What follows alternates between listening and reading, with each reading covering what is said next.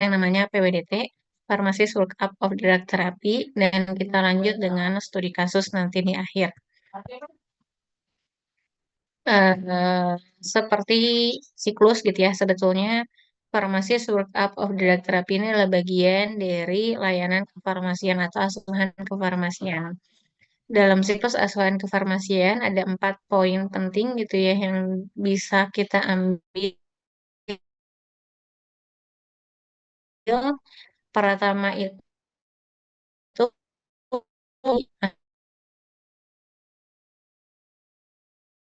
salah menyusun merencanakan sebuah rencana terapi atau rencana asuhan kefarmasian bagi pasien.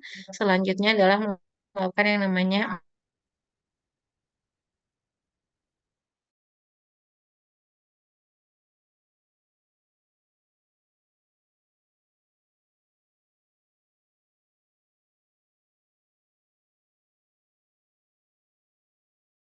penggalian data.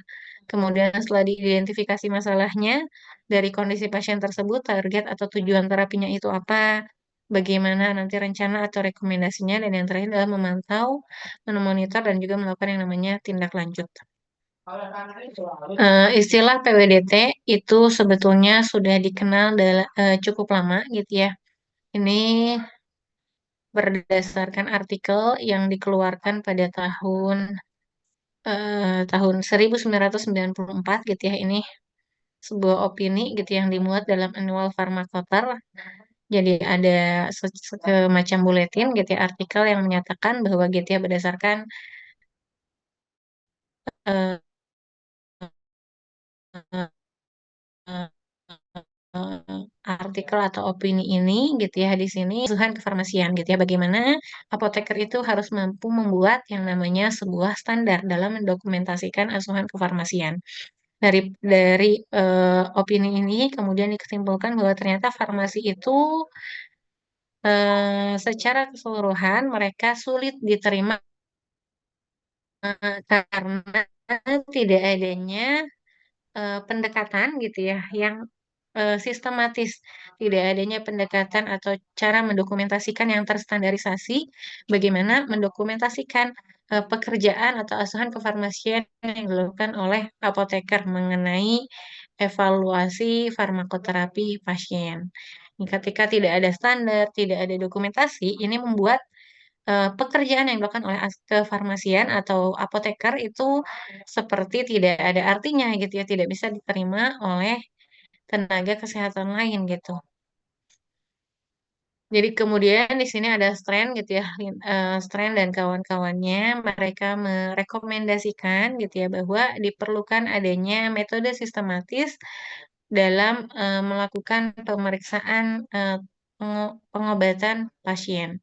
Yang kemudian ini disingkat gitu ya, kegiatan ini sebagai PWDT atau Pharmacist Workup of Drug Therapy, di mana di dalamnya ini memfasilitasi mulai dari mengidentifikasi, kemudian mengintervensi masalah-masalah terkait obat, menggunakan sebuah proses yang sistematis, terstandar, dan terstruktur. Jadi PWDT ini lahir dari kebutuhan apoteker yang profesi apoteker ini ternyata satu-satunya tenaga kesehatan yang mereka tidak punya standar dalam mendokumentasikan asuhan kefarmasiannya. Itu kurang lebih seperti itu gitu ya. Jadi terbangunlah yang namanya PWDT. Kemudian ini tahun 2017 gitu ya, tahun 1994 gitu ya artikel ini. Jadi sejak tahun 2000-an asuhan kefarmasian itu mulai dikenalkan itu tahun 1970-an.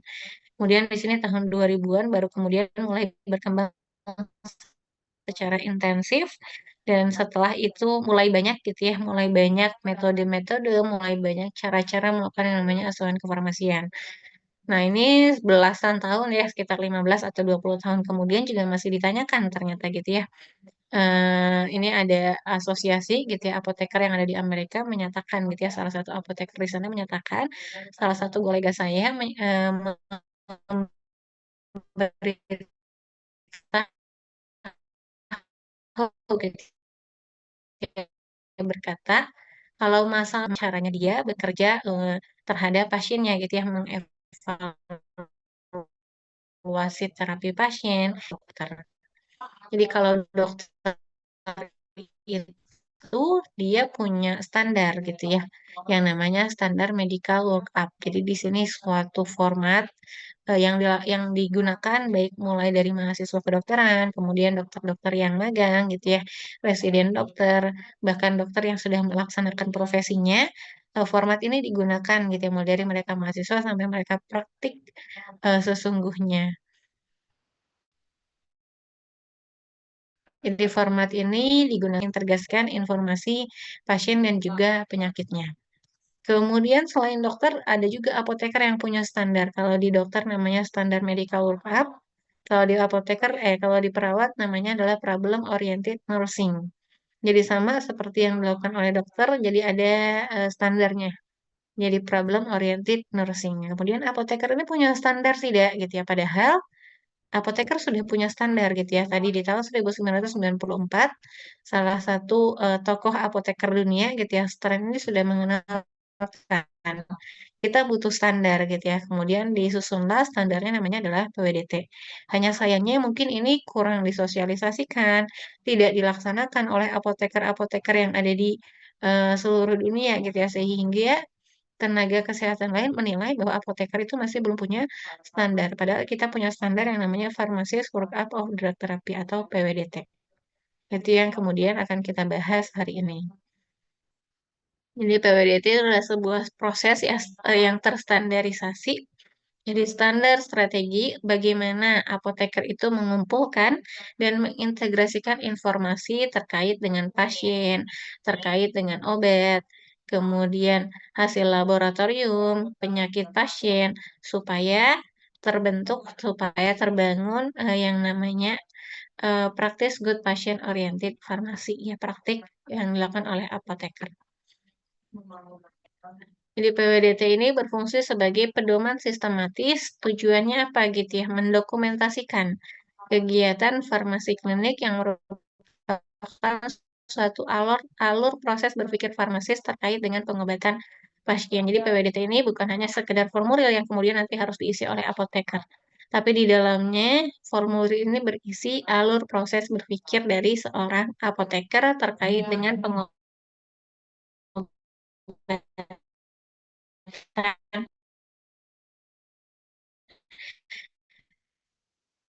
pasien.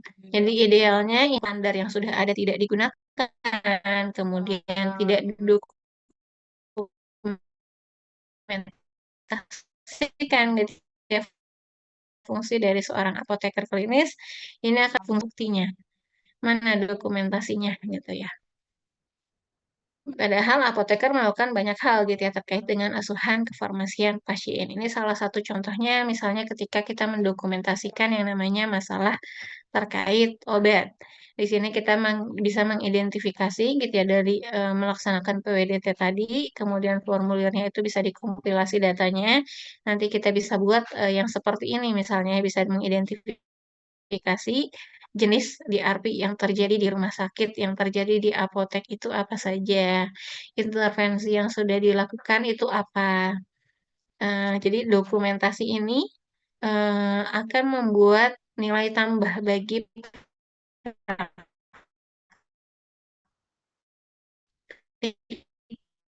kefarmasian, akan memfasilitasi dan ada lebih cepat karena sudah berpengalaman dan kemudian keputusannya itu juga lebih berdampak karena ada buktinya gitu ya, ada dasarnya, sudah dipraktekkan, sudah ada bukti bahwa ketika melakukan hal ini ada hasilnya. Ya, sehingga keterampilan dari apoteker itu akan meningkat sebetulnya ketika dokumentasi itu dilakukan dengan baik. Kemudian kita masuk dalam langkah-langkah PWDT. Ada 6 langkah yang bisa dilakukan dalam melakukan PWDT. Ini dilakukan secara berurutan gitu ya. Yang namanya langkah itu kan berarti satu langkah. Nggak bisa kita lompat kemudian balik lagi. Itu akan menyulitkan. Jadi langkah berarti harus satu-satu secara berurutan teman-teman lakukan. mulai membuat database pasien secara spesifik. Yang kedua, kemudian mengidentifikasi masalah terkait obat dan di daftar semua masalah terkait obatnya. Yang ketiga, kemudian adalah mendeskripsikan hasil terapi dari setiap kondisi pasien. Yang keempat adalah mendaftar semua alternatif terapi yang mungkin bisa mencapai hasil terapi. Mana rekomendasi obat yang paling tepat bagi pasien. Jadi yang terakhir adalah melakukan yang namanya monitoring atau pemantauan terapi pasien. Kita langsung masuk aja gitu ya. Langkah yang pertama adalah menyusun database pasien secara komprehensif. Database pasien itu ada data umum pasien, kemudian ada yang terkait dengan tinjauan farmakologis. Ini database pasien. Kalau data umum pasien itu yang seperti apa? Ini mulai dari usia pasien dan berat badan, diagnosisnya apa, punya riwayat penyakit apa, obat yang saat ini digunakan, riwayat pengobatan sebelumnya, ada alergi atau riwayat efek samping obat tidak, kemudian secara sosial, ada riwayat merokok tidak, sebelumnya dia patuh minum obat atau tidak, dari keluarganya ada riwayat penyakit tertentu tidak, ya, kondisi lingkungan termasuk pekerjaannya. Ini adalah data umum terkait pasien. Teman-teman sudah belajar bagaimana melakukan yang namanya penelusuran riwayat penggunaan obat pasien ya. Itu bisa digunakan untuk teman-teman mengumpulkan data umum terkait dengan pasien. Kemudian yang selanjutnya data pasien adalah terkait dengan tinjauan farmakologis. Ini berarti adalah data-data objektif gitu ya terkait dengan pasien. Termasuk data-data subjektif.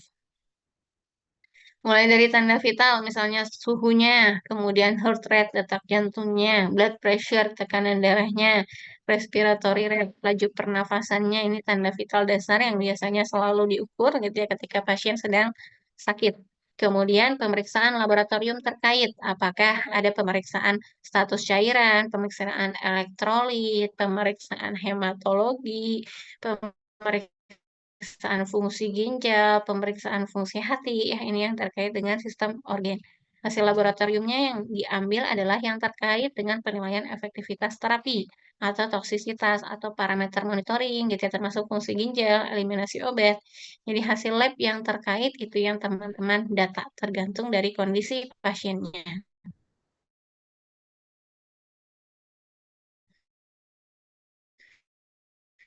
Dan yang namanya penilaian terapi obat. Jadi masalah atau keluhan pasien yang paling utama itu apa sebenarnya gitu ya dari data-data yang tadi sudah teman-teman kumpulkan. Apakah ya penyakit dulu masalah atau keluhannya ini karena efek samping obat atau karena salah pakai obat gitu ya, kalau interaksi obat atau karena perkembangan penyakitnya. Kemudian teman-teman bisa nilai efektivitas terapi dari pengobatan pasien saat ini.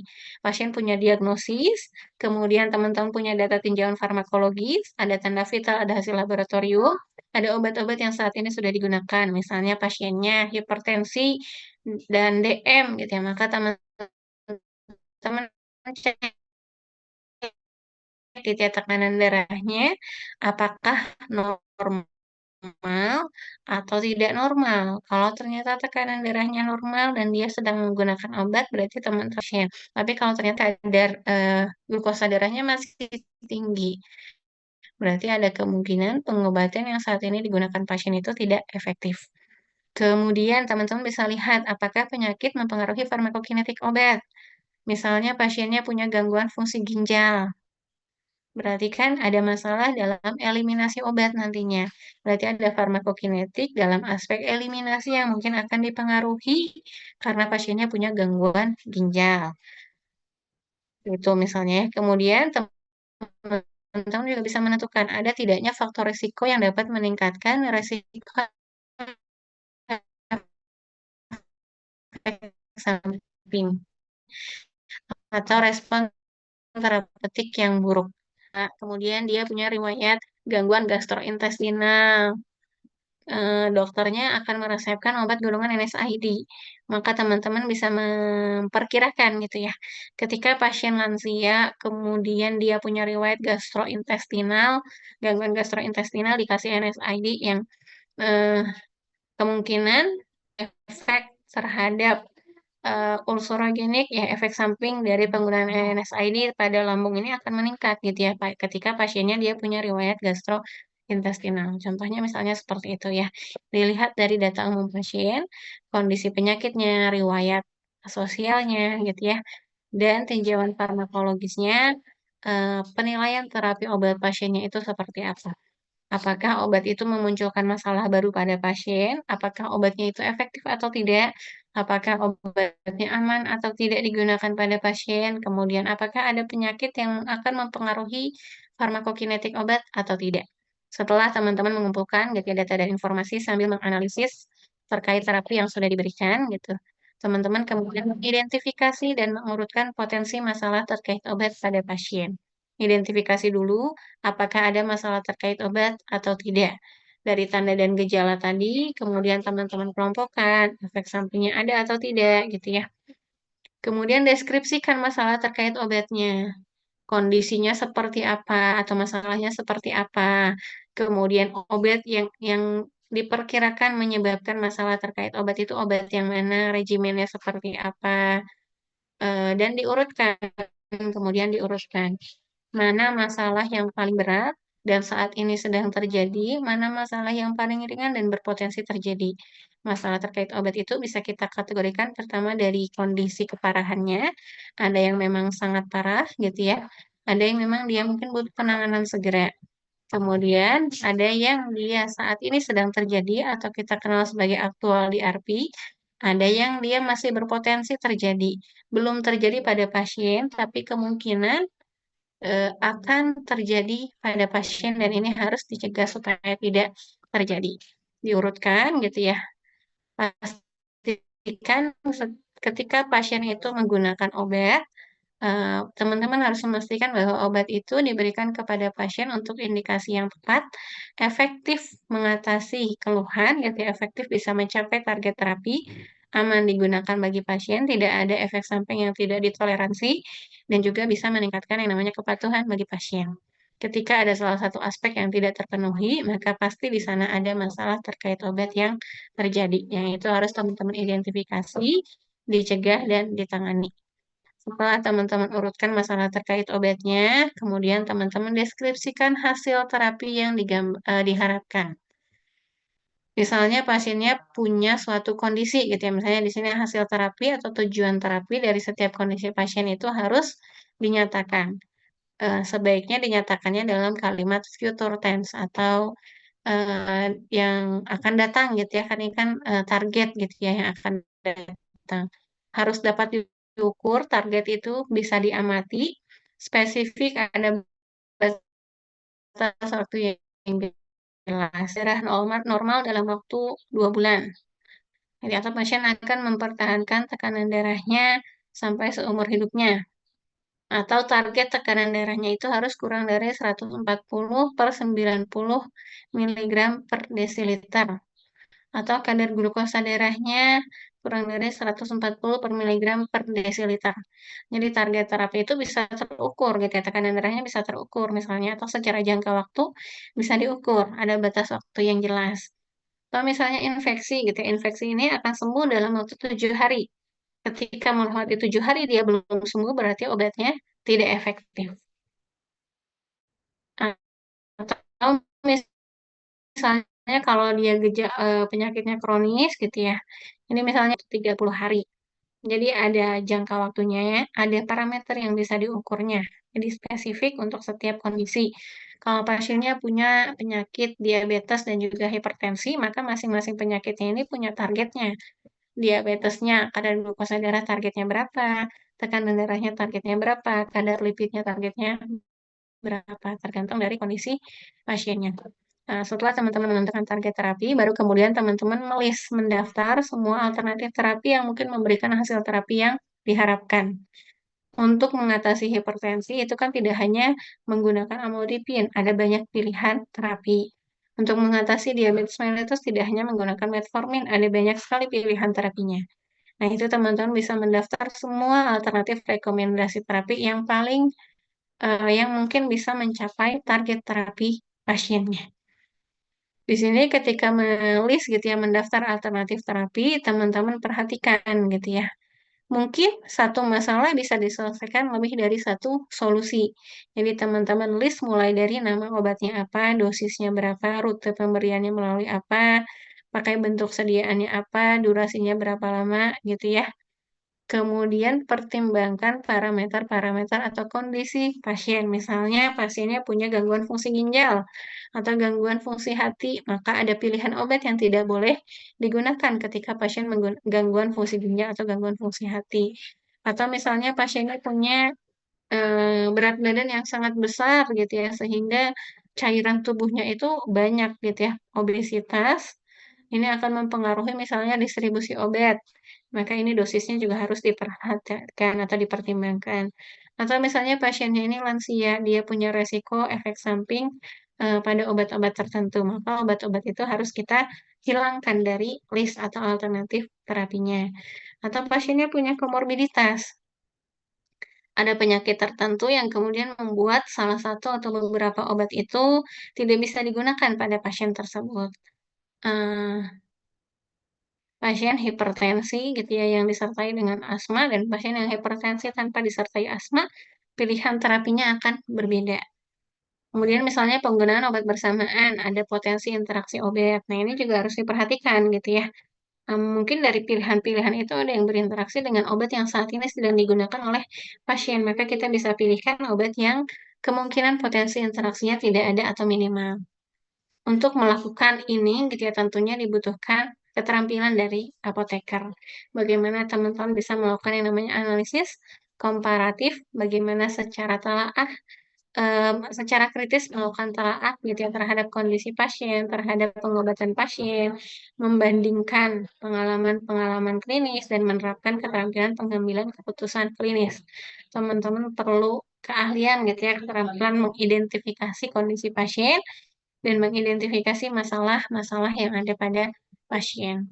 Setelah ada di list gitu ya semua pilihan terapinya, maka teman-teman kemudian menentukan pilihan yang paling baik, pilihan yang paling tepat, yang paling direkomendasikan bagi pasien. Di sini mulai dari frekuensinya nanti berapa, cara pemberiannya bagaimana, durasi terapinya seperti apa gitu ya, dengan mempertimbangkan efektivitas tentunya ya pertama, kemudian keamanan, efektivitas, keamanan, baru kemudian teman-teman bisa melihat dari harganya, kemudian kenyamanan pasiennya, kemungkinan mencapai, kemungkinan memudahkan pasien untuk bisa patuh dalam pengobatannya. Biasanya ini dinyatakan dalam kalimat past tense atau present tense gitu ya, yang akan dilaksanakan atau yang sudah dilakukan. Kemudian teman-teman lakukan atau terapkan cara rencana pemantauan terapi obat. Tadi sudah dipilih gitu ya terapinya akan menggunakan apa. Selanjutnya dari dilakukan pemantauan gitu ya untuk membuktikan untuk mengevaluasi apakah rekomendasi yang diberikan oleh apoteker itu tepat atau tidak. Tentunya kan harus dievaluasi. Harus dilihat dengan cara melakukan pemantauan terapi obat. Sejauh mana gitu ya rekomendasi teman-teman itu mencapai efek terapi yang diharapkan. Apakah tujuan terapinya tercapai dan apakah pasien memang tidak mengalami efek yang tidak diinginkan. Jadi efektif, aman itu tercapai atau tidak. Yang dilakukan apa? Tentukan parameter klinisnya yang harus dipantau beserta frekuensi dan durasi pemantauannya dan dokumentasikan aspek penting yang ditemukan. Jadi misalnya tadi targetnya adalah tekanan darah kurang dari 140 per 90 mmHg.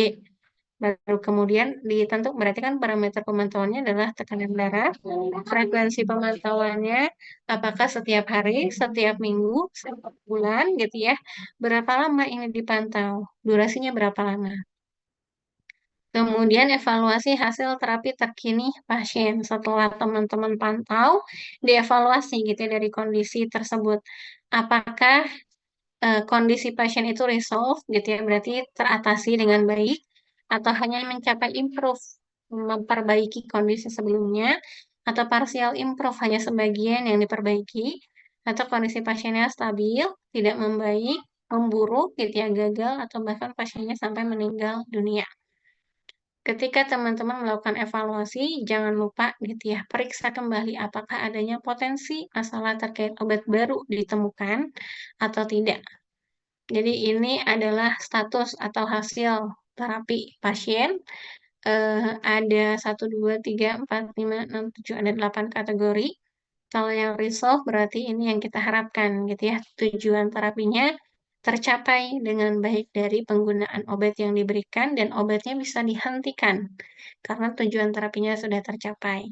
Selain resolve, ada juga yang kemudian stable pada kondisi-kondisi tertentu seperti penyakit kronis, hipertensi gitu ya, contohnya diabetes mellitus, hiperlipidemia, itu biasanya tidak bisa mencapai resolve atau jarang sekali yang bisa mencapai resolve, biasanya hanya mencapai stabil. Jadi target terapinya tercapai, tapi tidak bisa dihentikan penggunaan obatnya. Kalau obatnya dihentikan, nanti target terapinya tidak akan tercapai gitu ya. Jadi ini kondisinya stabil, target terapi tercapai ketika obat itu digunakan sesuai dengan rekomendasi. Jadi obatnya masih harus digunakan secara berkelanjutan. Kemudian improve, ini adanya progres atau perkembangan yang mencukupi. Ada perbaikan gitu ya dari penggunaan obat yang diberikan. Kalau yang partially improve ini hanya sebagian saja gitu ya, sebagian parameter yang kemudian mencapai hasil terapi yang diharapkan. Misalnya teman-teman punya pasien dengan 3 kondisi penyakit gitu ya, dengan 5 target, misalnya hanya 2 target yang tercapai, sisanya tidak. Kemudian kalau unimprove berarti di sini tidak ada perkembangan gitu ya dari kondisi penyakitnya. Tekanan darahnya masih tetap tinggi. Kalau yang worsened berarti ini semakin buruk, tekanan darahnya semakin tinggi. Atau ternyata kondisi penyakitnya menjadi semakin parah. Kalau yang failure berarti ini gagal gitu ya, tidak tercapai. Ini butuh obat baru yang ditambahkan.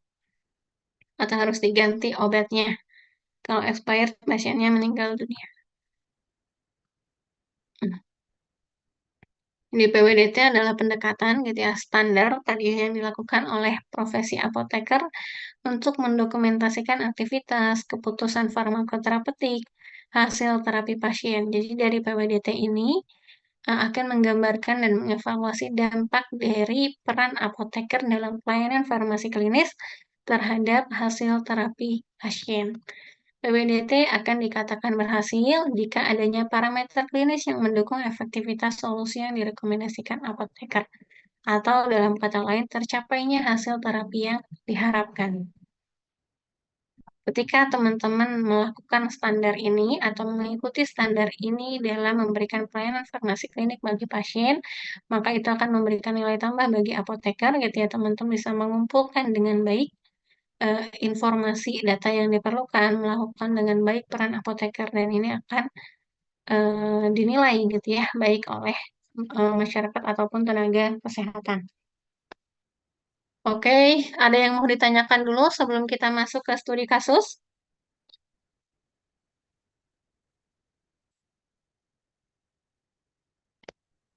Adalah menyusun database pasien secara komprehensif. Jadi itu adalah contoh gitu ya, ketika nanti teman-teman mendapatkan kasus gitu ya, pertama biasanya itu ada yang namanya kondisi umum pasien gitu ya. Ini data umum itu mulai dari anamnesis, bagian yang paling pertama, history of present illness. Kalau direkamnya di situ biasanya namanya adalah anamnesis. Di sini ada wanita usianya 56 tahun. Dia sudah tidak berkunjung ke dokter selama 11 bulan. Kemudian riwayat penyakitnya ada obesitas, dislipidemia, ada hipertensi, dan saat ini dia sudah menopause. Ini riwayat penyakit keluarganya, ada riwayat ayahnya, ibunya, gitu ya. Kemudian juga saudara perempuannya. Ada riwayat sosialnya terkait dengan rokok dan juga gaya hidupnya. Kemudian di sini ada obat yang diberikannya, ada metoprolol, ada ezetimibe, ada aspirin, ibuprofen, naproxen, dan ini adalah pernyataan terkait dengan alerginya. Oke, metoprolol obat apa?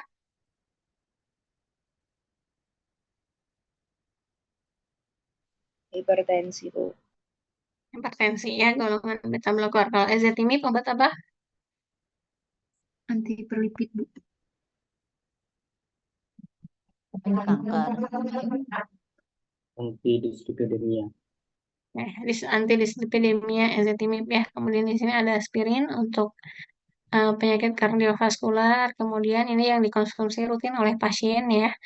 3 yang di atas, dan dia mengonsumsi jika perlu ibuprofen dan naproxen untuk mengatasi kram kakinya. Kemudian ini data umum ya. Kemudian masuk yang bagian bawah ini adalah tinjauan farmakologis. Yang tadi di sini mulai ada data subjektifnya, data objektif pasiennya itu ada di sini tinjauan farmakologis. Kemudian ini ada data-data lab, ini juga masuknya adalah tinjauan farmakologis. Mulai dari secara general dia obesitas, ini ada tanda vitalnya, kemudian di sini ada pemeriksaan laboratoriumnya, ini termasuk dalam tinjauan farmakologis. Di langkah pertama, setelah teman-teman menyusun database pasien secara komprehensif, ada data umum, ada tinjauan farmakologis, yang harus dilakukan adalah melakukan penilaian terhadap terapi pasien. Di sini pasiennya kita lihat gitu ya, obesitas gitu ya, BMI-nya 31,5 kg per meter persegi. Riwayat keluarganya, di sini ayahnya punya riwayat penyakit kardiovaskular atau miokardiak infark pada saat usia 42 tahun ya, mulai usia 42 tahun. Kemudian ibunya meninggal dunia pada usia 61 tahun karena kecelakaan gitu ya, tidak diketahui riwayat medis atau kesehatannya. Kemudian dia punya kakak perempuan yang punya penyakit hipertensi dan juga riwayat stroke ringan. Dan adiknya juga menderita hipertensi. Jadi ini secara riwayat keluarga mereka punya penyakit hipertensi gitu ya. Kemudian riwayat sosialnya dia pernah merokok. Ini adalah penggunaan obatnya. Dari sini kita bisa menilai efektivitas terapi yang pertama ya. Pasiennya punya dislipidemia, punya hipertensi, nanti kita lihat tekanan darahnya. Apakah dislipidemianya terkontrol? Apakah hipertensinya terkontrol?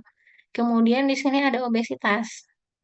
Obesitas ini pada beberapa kondisi mungkin bisa mempengaruhi farmakokinetik obat, terutama dalam hal distribusi obat, gitu ya. Volume cairan tubuh itu akan mempengaruhi volume distribusi obat.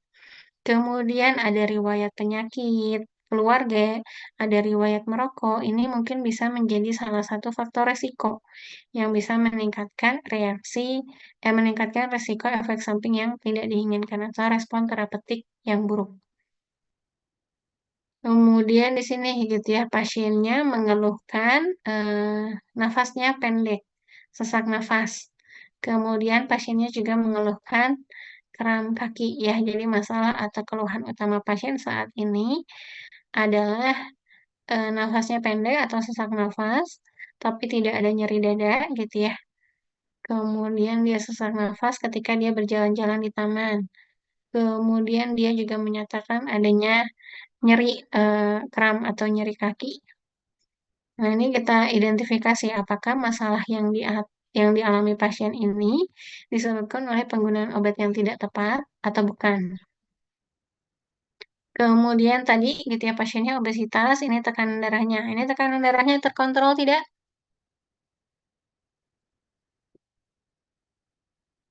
Normal tidak Tidak. tekanan darahnya? Tidak. Tidak, Ibu. Tidak.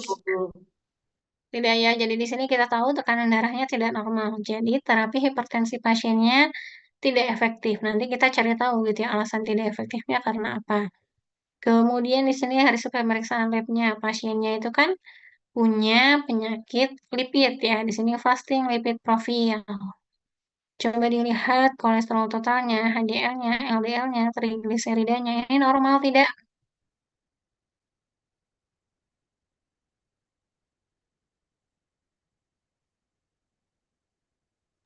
Tidak. Tidak normal, tinggi Tidak. ya. Ya, total kolesterol itu normalnya kalau tidak salah 200 mg per desiliter. Di sini tinggi, jadi lipidnya juga tidak terkontrol. Jadi efektivitas penggunaan obat anti dislipidemianya juga tidak efektif. Ini adalah parameter lab lainnya, ini bisa teman-teman cek gitu ya, normal atau tidak di Pedoman interpretasi data klinik tahun 2011, di sini ada nilai normal untuk masing-masing parameter laboratorium. Ini ya, nanti teman-teman bisa cek yang lainnya. Kemudian yang kedua, gitu ya, setelah tadi kita cek, oh ternyata obat antihipertensinya ini sekarang tidak efektif, gitu ya, tekanan darahnya masih tinggi. Kemudian kadar lipidnya juga tinggi, berarti terapi dislipidemianya ini perlu dievaluasi. Mengingat tadi 11 bulan pasien sudah tidak kontrol ke dokter, gitu ya, mungkin ada kondisi yang kemudian harusnya sudah ditangani, atau harusnya misalnya obatnya sudah diubah regimennya, ya, dan seterusnya. Ini teman-teman data dulu gitu ya obat-obat yang saat ini dikonsumsi oleh pasien. Ada metoprolol, ada ezetimibe, ada aspirin, kemudian ibuprofen dan naproxen. Indikasinya hipertensi metoprolol berarti sudah sesuai gitu ya. Indikasinya hanya saja dia tidak efektif saat ini. Kemudian hiperkolesteremia, ezetimibe juga sudah benar, tapi dia masih tidak efektif menurunkan lipidnya. Ada aspirin untuk mencegah penyakit kardiovaskularnya. Ada ibuprofen, nyeri kaki, gitu ya, kram untuk nyeri kaki atau kram kaki, dan juga naproxen. Tadi kita lihat, kita identifikasi apakah obat-obat ini menyebabkan keluhan pasien. Tadi pasiennya mengeluhkan sesak nafas ya, dan atau nafasnya pendek, dan juga kram kaki. Apakah kram kakinya karena efek samping obat atau bukan, gitu ya. Sesak nafasnya karena efek samping obat atau bukan. Kalau dilihat dari efek samping masing-masing obat yang saat ini sudah digunakan oleh pasien, ya dari yang 3 ini gitu ya, metoprol, ezetimibe, dan aspirin, tidak ada yang efek sampingnya itu bisa menyebabkan sesak nafas, nafas pendek, ataupun kram kaki. Jadi kemungkinan kondisi pasien saat ini bukan karena obat. Jadi mungkin karena perkembangan penyakitnya yang memburuk. Kita tentukan berarti ada masalah terkait obat. Tadi ya dislipidemianya tidak terkontrol. Ini adalah aktual DRP saat ini sedang terjadi. Mungkin pasiennya butuh obat tambahan. Pasiennya saat ini sedang diterapi dengan menggunakan ezetimibe dan ekstrak bawang putih. Kemudian yang kita temukan yang kedua adalah hipertensi pasiennya tidak terkontrol. Ini juga kondisinya aktual saat ini sedang terjadi. Pasiennya membutuhkan terapi tambahan. Saat ini pasien diobati dengan metoprolol tartat. Kemudian kalau diperiksa gitu ya, hemoglobinnya itu rendah. Ada anemia yang tidak terdiagnosis, ini juga saat ini sedang terjadi. Ada kondisi yang tidak diterapi, gitu ya, pasiennya mengalami anemia. Kemudian obesitas ya pasiennya, kemudian pasiennya merokok, ini adalah DRP potensial. Mungkin bisa memperburuk kondisi penyakit pasien, mungkin bisa menghambat efektivitas dari terapinya. Kemudian pasiennya punya riwayat keluarga penyakit kardiovaskular. Tadi ayahnya punya penyakit kardiovaskular, kakak dan adiknya punya penyakit hipertensi. Jadi riwayat keluarga ini menjadi salah satu masalah potensial. Kemudian yang selanjutnya pasiennya menyatakan dia alergi terhadap statin, tapi mengakui bahwa kram kakinya belum membaik setelah menghentikan obat. Jadi di sini tadi ya di kasusnya. Pasiennya di CFC report, pasiennya melaporkan bahwa dia alergi terhadap statin. Tapi dia juga menyampaikan gitu ya bahwa kram kakinya tidak membaik setelah dia menghentikan obat statin. Gitu ya. Kemudian dia juga menyatakan bahwa dia jarang melakukan aktivitas fisik gitu ya. Jadi ini apakah betul gitu ya bahwa pasien ini alergi statin atau tidak gitu ya dengan pernyataannya tersebut. Pasien kemudian mengonsumsi obat analgesik untuk meredakan kram kakinya. Ada 2 yang digunakan, ibuprofen dan naproxen secara PRN atau jika perlu. Ini masalah terkait obat yang ditemukan pada pasien. Yang pertama kali harus dilakukan apa? Mengatasi masalah-masalah terkait obat yang aktual. Kemudian selanjutnya teman-teman bisa mencegah DRP-DRP yang potensial ini. Oke, gimana cara mengatasinya gitu? Yang pertama, karena pasiennya punya penyakit hipertensi, maka kita bisa memperkirakan resiko pasien untuk mengalami yang namanya penyakit aterosklerotik kardiovaskular atau resiko pasien menderita penyakit kardiovaskular. Ini yang kemudian bisa kita gunakan untuk menentukan nanti hasil terapinya seperti apa.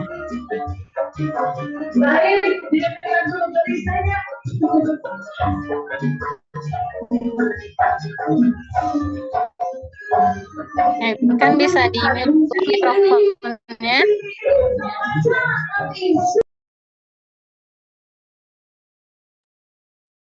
Kita lanjut ya.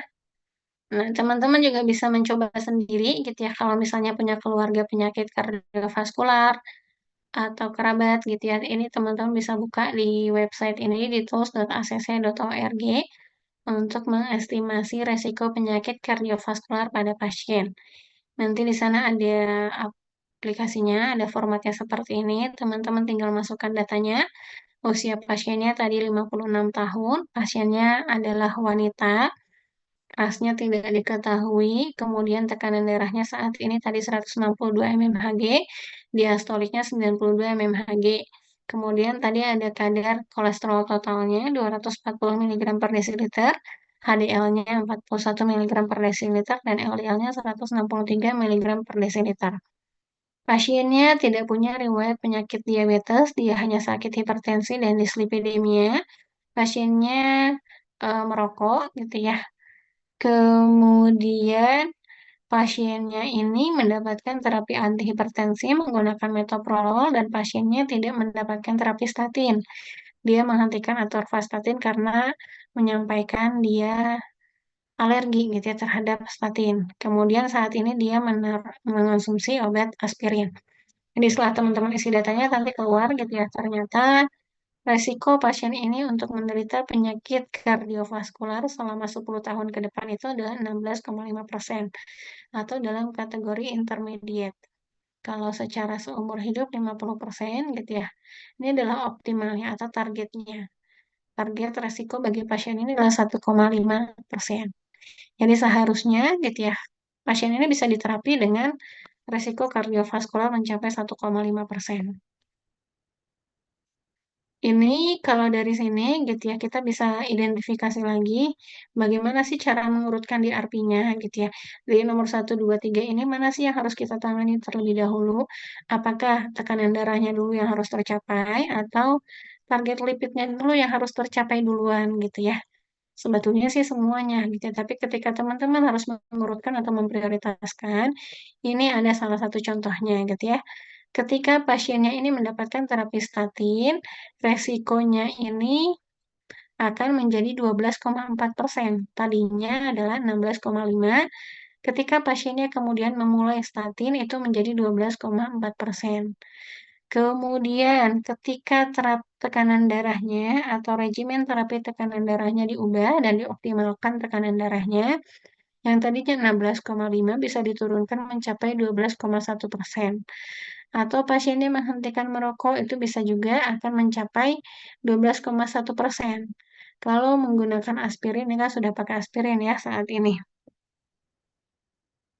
Ini adalah target-targetnya gitu ya. Jadi kalau misalnya 2 sampai gitu ya, kalau misalnya terakhir semua terapinya dia laksanakan dengan baik, di sini bisa mencapai 6%, yang tadinya adalah 16,5%. Misalnya dari obesitasnya gitu ya dan lain-lainnya. Jadi dari sini kita bisa urutkan yang paling memberikan dampak itu yang pertama adalah menghentikan merokok dan juga target tekanan darah tercapai, baru kemudian kita beralih ke statin. Dan yang terakhir adalah aspirin. Kalau aspirin kan saat ini sudah digunakan gitu ya. Jadi untuk pasien ini yang paling berdampak itu mungkin yang pengontrolan tekanan darah dan juga penghentian merokok gitu ya. Baru kemudian statinnya kita gunakan bagi pasien. Pertama kita bisa mengedukasi pasien gitu ya. Target yang pertama itu adalah mengendalikan kebiasaan merokok pasien sampai resolve gitu ya. Kalau bisa pasiennya menghentikan merokok. Kalau tidak bisa setidaknya membaik gitu ya. Yang tadinya misalnya setiap hari merokok, sekarang jadi seminggu sekali. Atau tadinya bisa habis 1 bungkus, sekarang cukup 1 batang. Ya, minimal kalau dia rutin selama 2 tahun gitu ya menghentikan kebiasaan merokok, itu akan sangat berdampak bagi kondisi kesehatannya. Tapi kalau hanya berhentinya itu sebulan, 2 bulan, kemudian berhenti lanjut lagi, itu tidak akan bisa membantu memperbaiki kondisi kesehatannya. Yang kedua adalah mengendalikan tekanan darahnya dengan target tekanan darah kurang dari 140/90 mmHg. Baru kemudian yang selanjutnya adalah mengendalikan kadar lipidnya. Turun sebesar 30% dari nilai awal. Nah, nanti teman-teman bisa hitung gitu ya. Kemudian menurunkan resiko penyakit kardiovaskularnya. Yang tadinya 16,5 diturunkan menjadi kalau bisa sampai 6% gitu ya, atau setidaknya kurang dari 16,5%. Kemudian karena pasiennya obesitas, kita bisa mentargetkan pasien untuk bisa memanage pola hidupnya dengan menurunkan berat badannya setidaknya 10% dari berat badan awal. Penurunan 10 kg berat badan itu berhubungan dengan penurunan kadar LDL sebesar 8 mg per desiliter dan peningkatan HDL sebesar 4 mg per desiliter serta penurunan trigliserida sebesar 13 mg per desiliter. Kemudian terapi anemianya. Jadi di sini ada banyak gitu ya targetnya mulai dari rokok, tekanan darah, lipid, kemudian pola hidup ya, obesitas, dan terakhir anemia. Untuk penghentian rokok ini ada tata laksananya, teman-teman nanti bisa baca gitu ya, bagaimana caranya menghentikan rokok pasien, bisa secara farmakologi, bisa juga tanpa farmakologi dengan misalnya konseling ya, dan seterusnya. Ini kemudian yang selanjutnya adalah pengendalian target tekanan darah. Pasiennya saat ini tekanan darahnya 192/92 mmHg dan diterapi dengan metoprolol targetnya adalah kurang dari 140/90 mmHg. Ini ada pedoman. Dari mana sih Bu tahu gitu ya targetnya itu harus berapa? Ini di pedoman tata laksana terapinya gitu ya. Pasien usianya dewasa itu target tekanan darahnya 140/90. Kalau lansia di atas 80 tahun itu targetnya 150/90. Kalau dia punya penyakit diabetes atau gangguan ginjal, targetnya 140/90. Terapinya, karena pasiennya sudah di atas 160 gitu ya, maka bisa kita langsung masuk ke terapi yang stage 2. Untuk semua pasien, di sini harus dimulai dengan 2 obat gitu ya, yang warna kuning ini. Stage 2 harusnya sebetulnya dimulai dengan 2 obat. 2 obat itu pilihannya ada banyak gitu ya, bisa CCB dengan ACI, jika perlu nanti ditambahkan misalnya tiazid dan ACI dan seterusnya. Jadi ini adalah cara gitu ya untuk mencapai target terapinya. Harus dengan kombinasi 2 obat antihipertensi. Tidak bisa hanya 1 obat antihipertensi karena tekanan darahnya sudah lebih dari 160. Ini mengendalikan tekanan darah adalah pencegahan primer bagi pasien dengan estimated 10-year ASCVD rate lebih dari 10%. Dan tekanan darah rata-rata di atas 130/80. Resiko penyakit ini adalah data-data klinis gitu ya. Kemudian kita masuk ke sini. Ini teman-teman bisa baca di pedoman tata laksana hipertensi pada penyakit kardiovaskular tahun 2015 atau misalnya di pedoman pelayanan kefarmasian pada hipertensi tahun 2019 yang dikeluarkan oleh kalau yang di atas ini yang biru oleh PERKI, Perhimpunan Dokter Kardiovaskular Indonesia, kalau yang di bawahnya oleh Kementerian Kesehatan. Nah, teman-teman lihat di sini ya, kombinasi 2 golongan obat antihipertensi itu ada 2 gitu ya. Ada first line, ada yang second line. First line-nya itu adalah kombinasi antara 5 golongan obat ini. Antara ACI, ARB, CCB, beta blocker, dan diuretik ini dikombinasikan saja. Kemudian kalau tidak bisa menggunakan ini kombinasinya, maka bisa menggunakan penghambat saraf adrenergik, agonis alfa 2 sentral, dan vasodilator. Bagaimana menentukan kombinasi obatnya gitu ya, yang perlu diperhatikan. Yang perlu diperhatikan adalah pilihan obatnya. Pasiennya sudah mendapatkan metoprolol tartat golongan beta blocker. Golongan beta blocker. Nah, ini bisa teman-teman gunakan gitu ya. Oh, pasiennya satu obatnya menggunakan beta blocker, nanti tinggal dicari pilihan terapi lainnya. Jadi ketika pasiennya sudah pernah menggunakan terapi, kemudian memilihkan kombinasi, tidak berarti obat yang sebelumnya itu harus diganti. bisa tetap digunakan dan ditambahkan dengan obat lainnya. Jadi di pedoman yang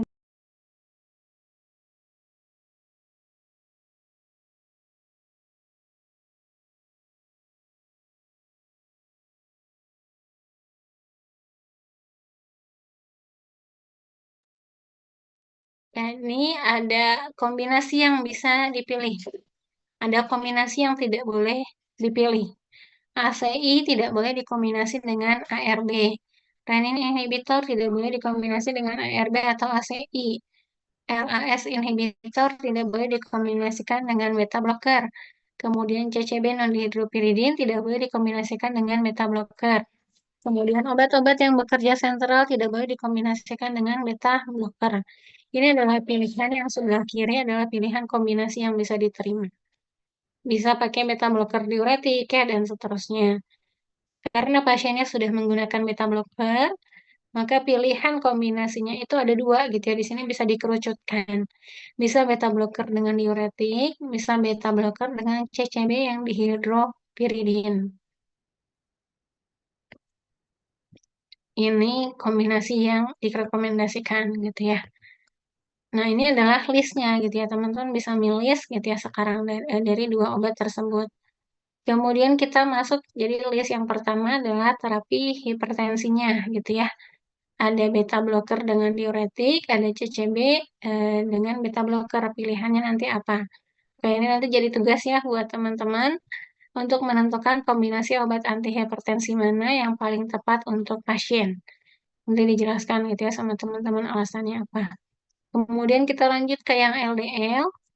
LDL-nya ini, LDL pasien sekarang 163 mg per desiliter dengan 10 year ASCVD resikonya adalah 16,5%.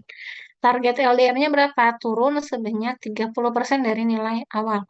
Kalau kita hitung gitu ya, 30% dari sini berarti kan turun sekitar 30 atau 40 ya.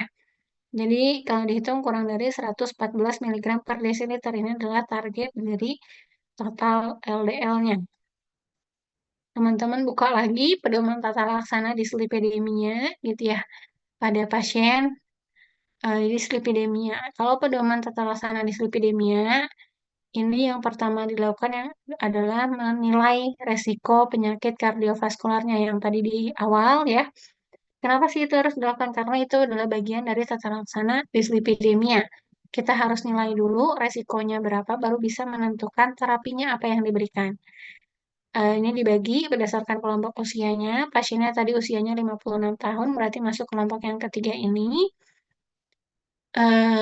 LDL-nya ini gitu ya. LDL-nya itu adalah 70 sampai 190 ya. LDL pasiennya kan tadi 163 tanpa diabetes mellitus. Nah, kemudian dinilai tadi ya ASCVD resikonya. Dia termasuk yang intermediate 16,5. Di sini tata laksananya adalah dengan cara memulai statin dengan intensitas moderate atau sedang untuk menurunkan kadar LDL 30-49%. Jadi di sini, oh ternyata pilihan terapi lipid bagi pasien itu adalah statin dengan intensitas sedang. Statin itu ada banyak, setiap statin itu punya intensitas. Ada yang ringan, ada yang sedang, ada yang poten dalam menurunkan kadar LDL pasien. Statin intensitas sedang. Nah, yang intensitas sedang itu yang mana saja pilihannya ini? Yang intensitasnya tinggi itu ada atorvastatin dengan dosis 80 mg dan rosuvastatin dengan dosis 20 mg. Yang intensitas rendah itu ada simvastatin, ada pravastatin, ada lovastatin ya, ada fluvastatin, simvastatin 10 mg ya. Yang moderate itu adalah atorvastatin 10 mg, rosuvastatin 10 mg, simvastatin 20 sampai 40 mg, pravastatin 40 mg, lovastatin 40 mg ya, dan seterusnya. Ini adalah kelompok intensitas statinnya. Kalau misalnya ternyata tidak bisa tercapai, nanti bisa dipertimbangkan kombinasi antara statin dan ezetimibe atau misalnya niacin ya. Ini bacanya di mana? Teman-teman bisa baca di pedoman tata laksana dislipidemia. Ini yang di sebelah kanan ya contohnya, atau bisa pakai yang lain. Itu juga bisa. Ya, berarti ini adalah pilihan terapinya ya. Untuk mengatasi dislipidemia pasien, first line-nya itu adalah kalau intensitasnya sedang, first line-nya ada atorvastatin 10 mg, ada rosuvastatin 10 mg, ada simvastatin 20 sampai 40 mg. Kemudian tadi gitu ya kita lihat riwayat tadi apakah betul gitu ya pasien ini alergi statin? Kira-kira pasiennya alergi statin atau tidak? Dia menyatakan alergi terhadap atorvastatin, tapi kemudian kram kakinya tetap tidak sembuh atau tidak membaik setelah dia menghentikan statinnya. Alergi statin tidak kalau seperti ini? Tidak. Tidak. Tidak ya. Jadi kalau seperti ini kemungkinan bukan alergi statin. Kalau alergi itu ketika kita hilangkan penyebabnya, maka alerginya akan hilang. Kalau ini mungkin ada penyebab lain gitu ya. Karena penyebabnya dihilangkan tapi keluhannya masih ada. Berarti penyebabnya kemungkinan bukan statin. Jadi statinnya masih bisa kita gunakan gitu ya pada pasien B. Pilihannya adalah statin dengan intensitas sedang ya. Tadi ada 3 pilihan utama. Kemudian kita lanjut ke aspirinnya. Aspirinnya ini kan dia sudah konsumsi ya, ini bisa tetap dikonsumsi, nanti teman-teman bisa baca gitu ya deskripsinya. Kemudian manajemen pola hidup, maka kita rekomendasikan pasiennya untuk menurunkan berat badannya. Caranya gimana? Bisa dengan diet, asupan nutrisi, bisa juga dengan olahraga atau aktivitas fisik. Olahraganya atau aktivitas fisiknya ini bisa yang intensitasnya rendah, bisa yang intensitasnya sedang, bisa yang intensitasnya tinggi, tergantung kenyamanan pasiennya gitu ya. Yang kebiasaan sedentari hanya duduk, kemudian berbaring, hanya menonton TV diam itu harus dihindari. Yang bisa direkomendasikan misalnya yang light gitu ya, kalau misalnya dia aktivitasnya ringan, dia hanya suka misalnya berjalan, memasak, gitu ya, melakukan aktivitas pekerjaan rumah tangga, itu boleh dilakukan, tapi misalnya dia harus melakukannya 300 menit dalam 1 minggu. Yang moderate itu boleh misalnya jalan agak cepat gitu ya, kemudian bersepeda, itu boleh dilakukan 150 menit per minggu.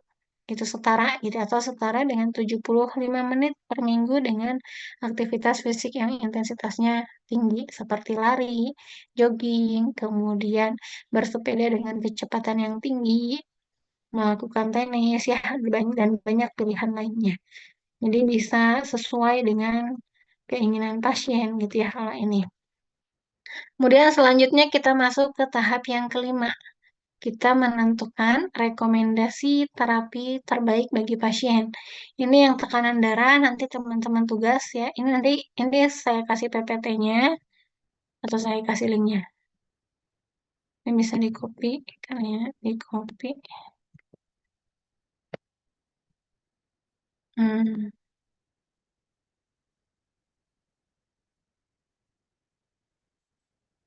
Ya, linknya saya sudah kirim di kolom chat. Nanti PPT-nya juga saya serahkan. Deh, teman-teman bisa klik gitu ya linknya. Nanti diisi aja di sini. Teman-teman ngisinya ini langsung saja, jadi tidak perlu di kertas, tidak perlu ditulis tangan, tidak perlu diketik di Word. Teman-teman langsung buka linknya dan diisi jawabannya di Google Form-nya. Oke, kita masuk yang selanjutnya adalah terapi statinnya. Tadi pasiennya berdasarkan pedoman tata laksana, terapi dia butuh statin yang intensitasnya sedang. Pilihan terapinya ada atorvastatin, ada rosuvastatin, ada simvastatin. Dipilihnya yang mana gitu ya, karena pasiennya ini punya persepsi bahwa statin itu menyebabkan kram kakinya, maka teman-teman bisa pilihkan dari 3 obat ini yang punya efek samping paling rendah terhadap menyebabkan yang namanya nyeri gitu ya. Statin ini kan salah satu efek sampingnya itu adalah miolisis gitu ya, kemudian miopati. Nah, miopati ya, nyeri-nyeri otot. Nah, bisa dipilihkan statin yang punya efek minimal terhadap miopati. Bisa pilihnya di mana, cari cari informasinya di mana gitu. Ini salah satu contoh buku yang bisa digunakan. Ada Goodman dan Gilman. Rosuvastatin dan pravastatin adalah statin yang dapat ditoleransi paling baik dibandingkan statin lainnya. Jadi bisa dipertimbangkan sebagai pilihan terapi bagi pasien dengan riwayat mialgia akibat penggunaan statin ya, mialgia, nyeri otot gitu ya akibat penggunaan statin. Itu yang paling rendah efek sampingnya adalah rosuvastatin dan pravastatin. Jadi teman-teman bisa merekomendasikan untuk mengatasi lipid pasien gitu ya selain tadi menggunakan ezetimibe gitu ya. Tadi kan pasiennya pakai ezetimibe ya. Nih, penambahan ezetimibe adalah terapi non-statin yang paling umum digunakan. Dia bisa menurunkan LDL 11-13 sampai 20% dengan efek samping yang rendah. Kombinasi statin dengan ezetimibe bisa menurunkan kadar LDL lebih besar daripada menggandakan dosis statin. Jadi ezetimibe dan statin itu bisa dikombinasi. Jadi tadi selain ezetimibe bisa tambahkan statin pilihannya adalah rosuvastatin misalnya untuk pasien ini dengan dosis 10 mg 1 kali sehari. Kemudian untuk meredakan kram kakinya, tadi kan ada ibuprofen, pasiennya ya ada naproxen. Yang mana sih yang paling efektif gitu ya? Sebetulnya dua-duanya bisa digunakan gitu ya. Ketika teman-teman mau rekomendasikan obat yang paling efektif, bisa misalnya menggunakan ini salah satunya obat analgesik itu kan ada yang non NSAID ya, ada acetaminophen misalnya ya. Kemudian ada yang NSAID, ada yang non cox selektif, ada yang selektif, ada yang sedikit selektif. Setiap obat COX ini, setiap obat NSAID ini punya efek samping masing-masing ya.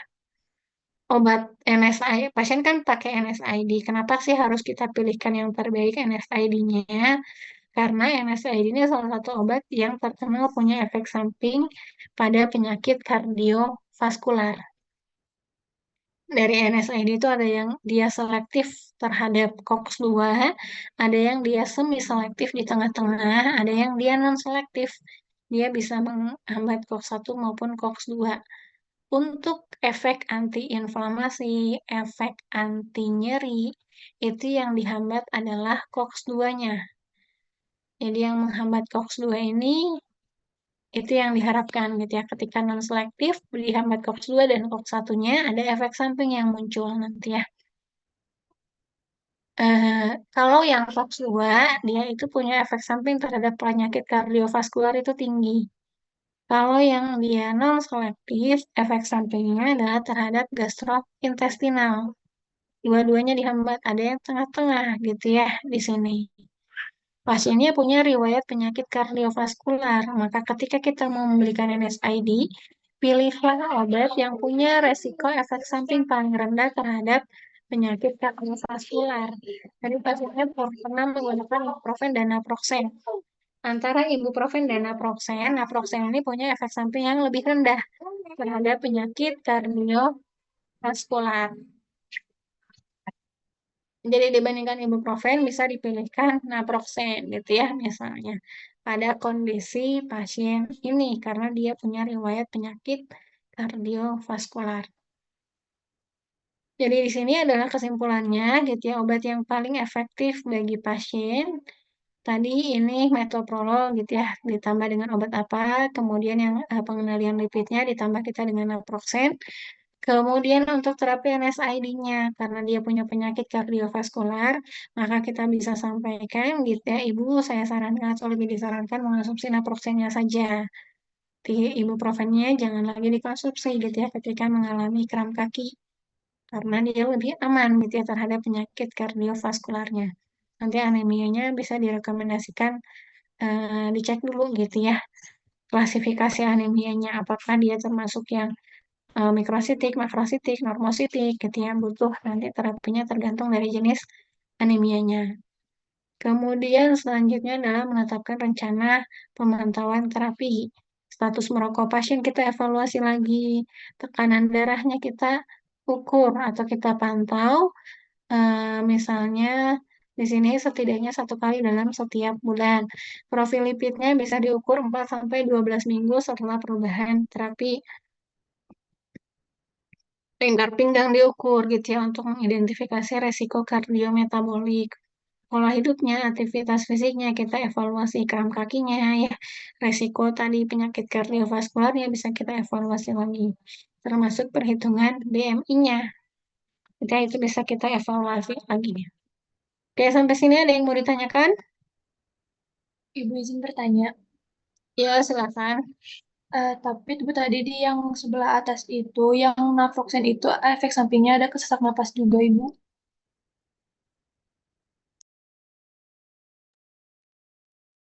Naproxen punya efek samping sesak nafas. Di yang bagian itu, Bu, tadi pas yang nomor 2, yang identifikasi dan urutkan potensi itu. Tabel itu.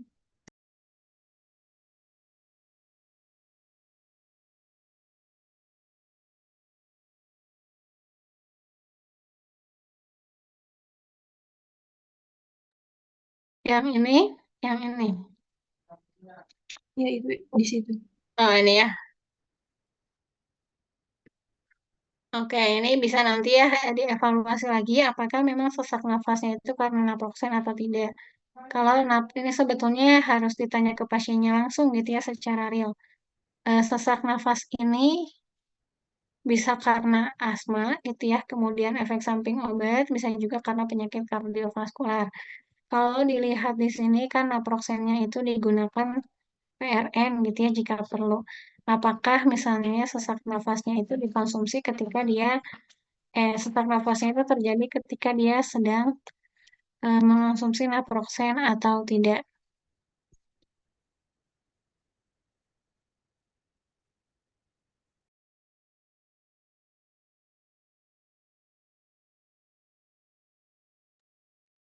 Nah, jadi bisa salah satu kemungkinannya gitu ya adalah misalnya karena penggunaan naproxen. Tapi kalau misalnya melihat di sini gitu ya, sesak nafasnya itu adalah karena dia melakukan aktivitas fisik.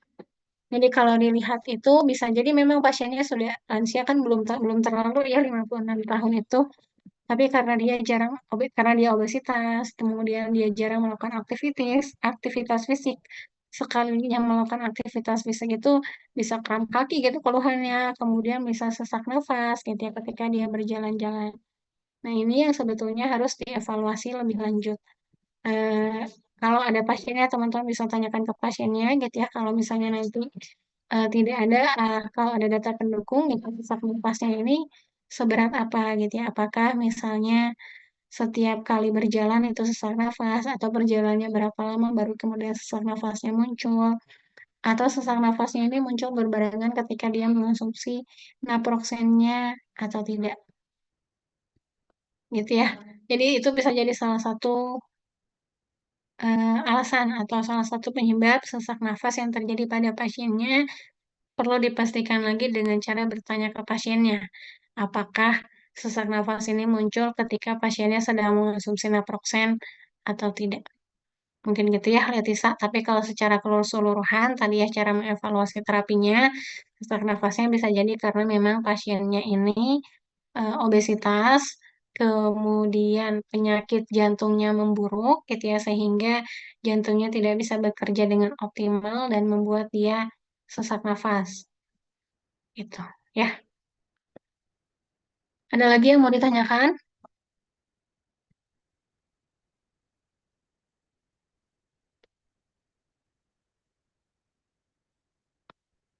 Kalau tidak ada, silakan nanti teman-teman kerjakan ya tugasnya. Saya beri waktu seminggu atau 2 minggu ya kalau tidak salah. Kalau misalnya cukup ya harusnya cukup ya. Kalau sudah tidak ada yang ditanyakan, mungkin kita cukupkan ya perkuliahan hari ini.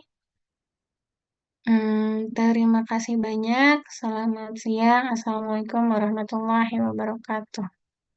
Waalaikumsalam. Waalaikumsalam warahmatullahi wabarakatuh. Bu. Terima kasih, Bu. Kasih, Bu.